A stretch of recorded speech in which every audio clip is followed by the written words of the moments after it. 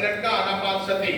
ये सांस वो चीज है जो हमको अंदर लेके जाती है, यही है जो अंदर ले जा, दूसरा कोई रास्ता नहीं है। बाकी चीजें होंगी कल्पना में होंगी, काल्पनिक है, ये सच्चाई है। क्यों सच्चाई है? सांस जैसे ही आपको डर लगा, आपको डर लगा, सांस क्या होती है? सांस तेज हो जाती है। सांस कहां जाएगी? तेज हो जाती है। गुस्सा आया, एकदम से आपकी सांस तेज हो जाए, हाँफने लगेगी। ये जो सांस है इसका हमारे विकारों से गहरा संबंध है, शरीर से संबंध है और शरीर के विकारों से संबंध है, मन के विकारों से संबंध है। तो ये शरीर और मन को जोड़ने की जो ब्रिज है, जो पुल है, ये क्या है? हमारी सांस है। इसीलिए सांस से काम शुरू करते हैं। अंदर जाने का रास्ता सांस है। तो इतना ही बताऊंगा, इसके आगे नहीं बताऊंगा, क्योंकि अंतर्मुखी होने का मतलब है सांस को जानना, सांस को जानना। जब से हमने जन्म लिया है ये सांस हमारे साथ है, और जब तक हम जीवित रहेंगे तब तक हमारे साथ रहेगी ही। ये बंद हुई कि गए काम से, फिर तो बोलेंगे अच्छा आदमी था बोलेगा। अभी तो अच्छा आदमी है बोल रहे ना, तो अभी जो है ये था हो जाए, पास्ट टेंस हो जाएगा। इसको पास्ट टेंस नहीं होने देना है, जानकारी रहे। तो मरते समय भी यदि आप सांस को जान रहे हैं तो आपकी गति कैसी होगी? सदगति होगी, आपकी सदगति होगी, दुर्गति नहीं होने वाली। क्योंकि अवेयरनेस है ना, अवेयरनेस सती है, सम्मा सती, सम्यक स्मृति। तो सम्मा सती में यदि आप रह रहे हैं, हमेशा सम्मा सती में है, तो आपकी सदगति ही होगी, दुर्गति होने वाली नहीं है। ये जानकारी हमको होना चाहिए। आर्य अष्टांगिक मार्ग का अंग है। तो जैसे हमने कहा बुद्धं शरणं गच्छामि, तो ज्ञान की शरण जा रहे हैं, तर्क की शरण जा रहे हैं, बुद्धि की शरण जा रहे हैं। लेकिन जैसे हमने कहा धम्मं शरणं गच्छामि, हम अष्टांगिक मार्ग की शरण जा रहे हैं। ये ध्यान में आना चाहिए। और अष्टांगिक मार्ग क्या है? शील समाधि प्रज्ञा। शील समाधि प्रज्ञा, तो शील के 3 अंग है, समाधि के 3 अंग है, प्रज्ञा के 2 अंग है। इसके बारे में चर्चा आज नहीं, आज समय की कमी से समय ज्यादा नहीं है।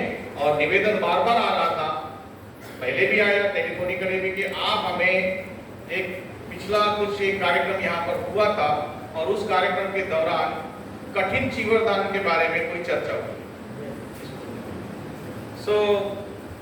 पंकज भाई ने कहा कि नहीं आप सर हमें उसका सही जानकारी दीजिए। तो अभी तक के ठीक है, कितने लोग क्या बताते हैं, क्या कितना जानते हैं, आप लोग गूगल सर्च करेंगे, यूट्यूब सर्च करेंगे तो बहुत सारी चीजें आपको मिल जाएंगी। लेकिन वास्तव में क्या है, चीवरदान क्या है, कठिन चीवरदान क्या है, दोनों में क्या फर्क है, किसको दिया जा सकता है, कब दिया जा सकता है, तो एक एक बात करेंगे, छोटी छोटी बात करेंगे। समय को ध्यान में, कितना 5 मिनट है?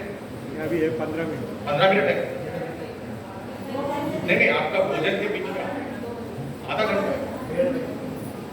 ओके, कोई बात नहीं, बहुत दिनों के बाद मौका मिलता है तो आप नहीं। चीवरदान आपने किया, करते रहते हैं, तो चीवरदान कभी भी कर सकते हैं। चीवर पूजा या चीवरदान किसको करते हैं? चीवरदान किसको करते हैं? नहीं, आप बहुत धीरे धीरे बोलो। भिक्षु को, भिक्षुणी को, भिक्षुणी क्यों भूल जाते हैं? भिक्षु को और आप भिक्षुणी को मत भूलिए। भिक्षुणियों की संख्या भी हमारे देश में कम है, और हमारे भोपाल में भिक्षुणी है, उनको आप बुलाते हैं कभी कभी आते हैं। उनका मान सम्मान हम नहीं करेंगे तो कौन करेगा ना? ठीक है, वो शीलवान है, अच्छी है, तो उनको हम प्रोत्साहित करें, उनको बताएं कि ये ऐसा ऐसा है, तो आगे बढ़ेंगे। तो भिक्षुणी, ठीक है, भिक्षु और भिक्षुणी को चीवरदान कब करते हैं? कभी भी कर सकते हैं। घर में आमंत्रित किया, भोजन दान दिया, उसके बाद में चीवरदान दिया। चीवरदान के साथ में क्या दान देते हैं? अष्ट परिष्कार, अष्ट परिष्कार। और उसके साथ में क्या देते हैं? उसके साथ में दवाई, बिस्तर, संगाठी, ये सब भी दान देते हैं। निवास का घर, निवास के लिए बुद्ध विहार का निर्माण, भगवान बुद्ध के काल में बुद्ध विहार दान दिए जाते थे। तो भिक्षुओं को देने के लिए, भिक्षु संघ को देने के लिए बहुत सारे उनकी जरूरत की चीजें हम दान कर सकते हैं।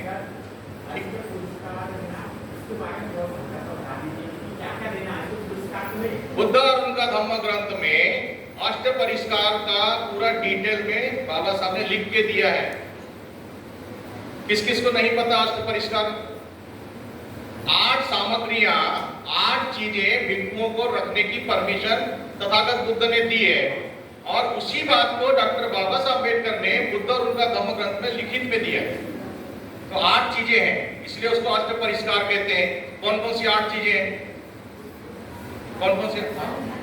जी, पानी छानने का, सबसे पहले पानी छानने का है, कोई बात नहीं, तो उस जमाने में पानी, हाँ, सुई धागा, ये भी आ गया, ये भी लास्ट है, सुई धागा आ गया, पानी छानने का कपड़ा आ गया, और संगाटी, संगाटी आ गई, वेरी गुड, और कमरबंद आ गया, और उस्तरा, और भिक्षा पात्र, और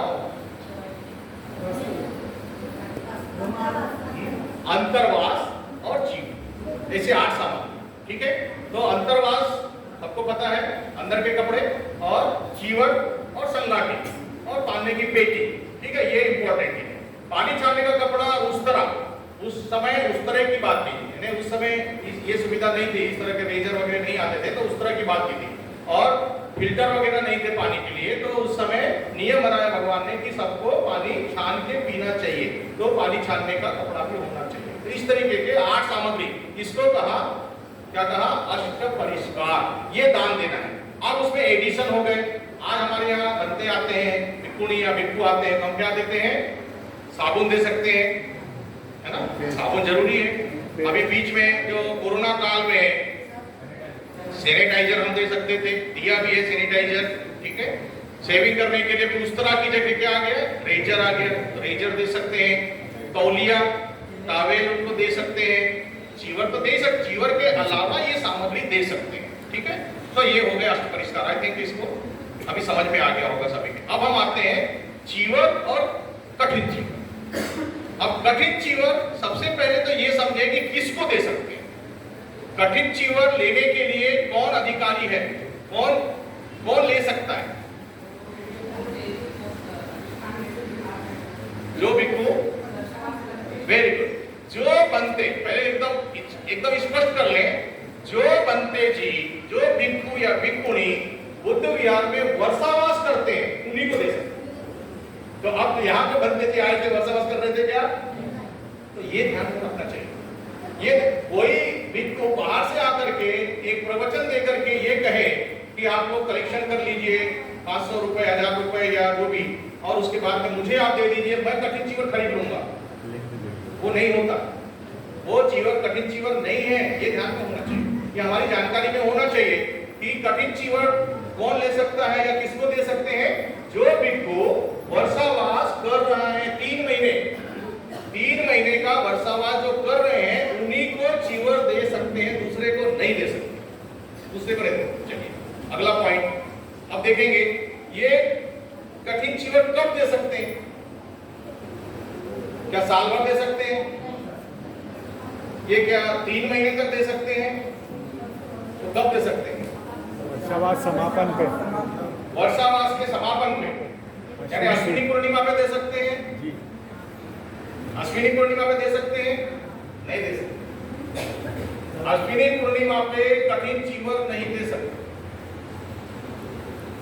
यदि कोई दे रहे हैं कोई बात नहीं, वो कठिन नहीं कहलाएगा, वो चीवरदानी कहलाएगा। विनय पिटक में स्पष्ट दिया गया है, स्पष्ट दिया गया है कि कठिन चीवर दान, कठिन चीवर का दान उसी भिक्षु को देंगे जो वर्षावास कर रहे हैं, और वर्षावास 3 महीने का कंप्लीट होने के बाद नेक्स्ट डे देंगे, सेम डे नहीं देंगे। दैट मीन्स कि जब आपकी अश्विनी पूर्णिमा खत्म हो जाती है तो कौन सा महीना लग जाएगा? अगला महीना कौन सा आएगा? कार्तिक का महीना। कार्तिक पूर्णिमा तक आप कभी भी दे सकते हैं। कार्तिक पूर्णिमा यानी 1 महीने का समय है, तो 1 महीने का जो अवधि है, पूरे 30 दिन आपको मिलते हैं। वो 30 दिन में कभी भी एक आयोजन करके आप कठिन चीवरदान दे सकते हैं, but it should be pre decided. आलाप सडन नहीं होता। एक बंदे जी आप यहाँ वर्षावास कर रहे हैं, सपोज एक अशोका पतियारे बंदे जी वर्षावास कर रहे हैं, और आदरणीय मेश्राम भैया की इच्छा हुई कि वो अपने गांव से चल के आए कि वर्षावास का काल खत्म हो गया, 3 महीने पूरे हो गए और मेरी इच्छा है कि मैं उनको कठिन चीवरदान दे सकते हैं क्या? नहीं दे सकते, नहीं दे सकते। बड़े कठिन नियम है, कठिन चीवरदान के नियम भी बहुत कठिन है। अच्छा, इसकी शुरुआत कहाँ से हुई वो थोड़ा समझेंगे। शुरुआत कहाँ से हुई? कठिन चीवरदान की शुरुआत कहाँ से हुई? बुद्ध के काल से। हाँ, भगवान बुद्ध के काल में। वेरी गुड, भगवान बुद्ध के काल में शुरुआत हुई ऐसा हमको इतिहास में मिलता है। बट इसके पहले का इतिहास भी मिलता है कि भगवान बुद्ध के पहले जो बुद्ध हुए हैं उनके काल में भी कठिन चीवरदान हुआ है, ऐसा भी मिलता है। पर अभी उतने डीप में हम नहीं जाएंगे, हम तो भगवान बुद्ध के काल को ही देखेंगे। तो क्या हुआ, क्या हुआ? 30 भिक्षु भगवान बुद्ध से मिलने के लिए, उनके साथ साधना करने के लिए, उनके साथ वर्षावास करने के लिए निकल पड़े। बहुत दूर से आए, आते आते रास्ते में उनको समय आ गया। कौन सा समय आ गया? आषाढ़ी पूर्णिमा का समय आ गया। पैदल चलते थे उस समय, और पैदल चलने के कारण जब उनका पूर्णिमा का दिन आ गया तो उनको मिलने के लिए कहां जा रहे थे? श्रावस्ती। तो श्रावस्ती में तथागत बुद्ध ठहरे हुए थे, वहां उनका वर्षावास चल रहा था। उस वर्षावास में शामिल होने के लिए ये 30 भिक्षु जब वहां से आते आते रास्ते में रुक गए। तो कहां रुक गए वो? साकेत गए। साकेत यानी अयोध्या, अयोध्या में रुक गए। तो अयोध्या में जब रुक गए तो वहां पर उनको बहुत तकलीफ हुई, बहुत तकलीफ हुई। तकलीफ किस कारण से हुई? तो कोई अरेंजमेंट तो था नहीं, कोई व्यवस्था थी नहीं, और इनके पास में लिमिटेड चीवर थे। तो कितने चीवर का इनको अधिकार था? 3 चीवर का अधिकार। और ये 30 के 30 भिक्षु कैसे थे? दुतांगधारी थे। अब दुतांगधारी तो मालूम है सबको? नहीं मालूम? चलिए कोई बात नहीं, इसके लिए अलग से क्लास लेंगे, आज का समय नहीं, आज समय उतना नहीं रहेगा। दुतांगधारी को समझ, 13 दुतांग होते हैं। अब 13 दुतांग में से कोई भिक्षु 1 करे, कोई 2 करे, कोई 3 करे, कोई 5 करे। अभी हमारे देश में दुतांगधारी भिक्षुओं की संख्या बहुत लिमिटेड है। भगवान बुद्ध के काल में सबसे बड़े माने जाते थे जो दुतांगधारी थे, कौन से भिक्षु थे? सबसे, यानी जिनका नाम था सबसे बड़े भिक्षु, सबसे महान भिक्षु भगवान बुद्ध जी ने अपना राइट हैंड कहते थे। राइट हैंड मतलब आप बोलोगे कि सारिपुत्र, नहीं, सारिपुत्र नहीं थे। महाकाश्यप, महाकाश्यप जी थे। महाकाश्यप जी दुतांगधारी थे, पूरे 13 दुतांग का पालन करते थे महाकाश्यप। और महाकाश्यप के कारण ही, क्योंकि वो कहाँ रहते थे? कहाँ रहते थे? दुकानदारी कहाँ रहते हैं जनरली? कहाँ रहते हैं? महाराष्ट्र में।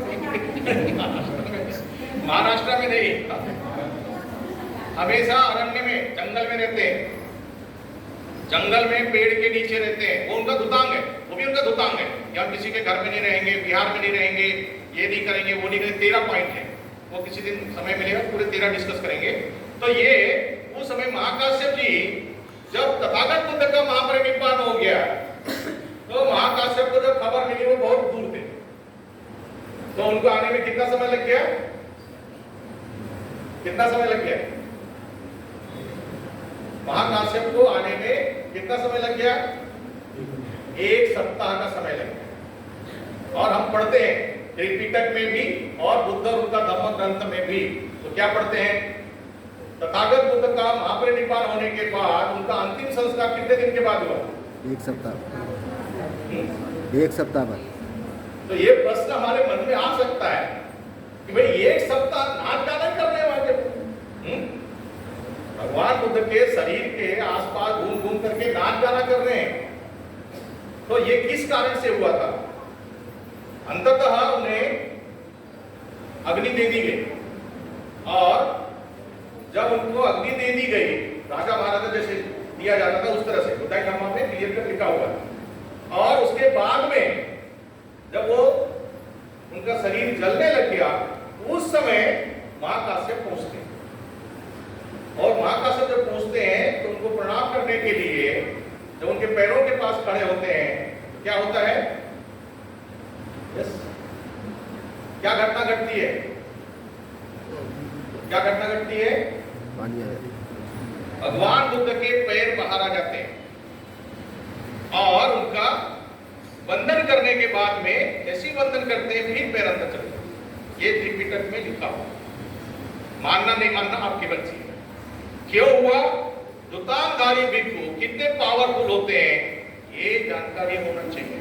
तो दुतांगधारी भिक्षु थे 30 के 30 भिक्षु। आज की डेट में भारत में दुतांगधारी नंबर 1 पर कौन है?